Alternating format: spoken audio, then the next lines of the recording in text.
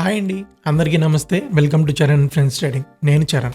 ఈరోజు మనం ఒక వీడియో కాదు, ఒక కోర్స్ అయితే స్టార్ట్ చేస్తున్నాం. ఆ కోర్స్కి ఇది ఒక ఇంట్రడక్షన్ వీడియో అనమాట. సో ఆ కోర్స్ వచ్చేసి equities and derivatives. Okay, equities and derivatives అంటే మొత్తం టోటల్ కంప్లీట్లీ మన స్టాక్ మార్కెట్ అనేది కవర్ చేస్తాం.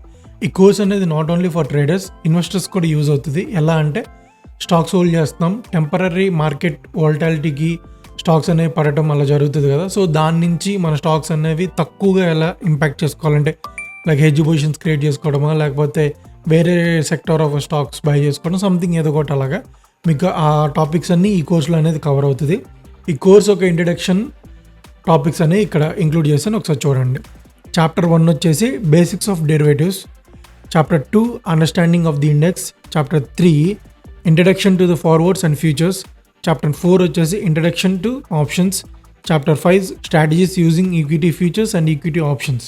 ఇక్కడ కంప్లీట్లీ మనకి స్ట్రాటజీస్ కానీ లేకపోతే సంథింగ్ ఏదైనా సరే మనకి అన్నీ ఈ చాప్టర్లో వస్తాయి.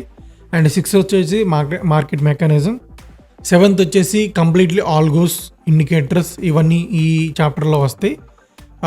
మనం వర్క్ చేయకుండా జాబ్ చేసుకునే వాళ్ళు కూడా ఎలా చేసుకోవచ్చు అని చెప్పేసి ఈ చాప్టర్లో మనం కవర్ చేస్తాం. చాప్టర్ 8 వచ్చేసి clearing and settlement and risk management.